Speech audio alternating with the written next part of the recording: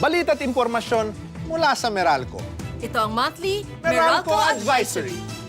Good news! Bumaba ang overall rates ngayong buwan ng 54 centavos per kilowatt hour dahil sa pagbaba ng generation charge. Ito pang isa. Maari na po tayong tumanggap na Meralco information and updates sa ating mga cellphone. I-register lang ang inyong service ID number na makikita sa inyong electricity bill. At kapag kayo'y nakarehistro na, makakatanggap na kayo ng power-related advisories at status updates sa inyong cellphone.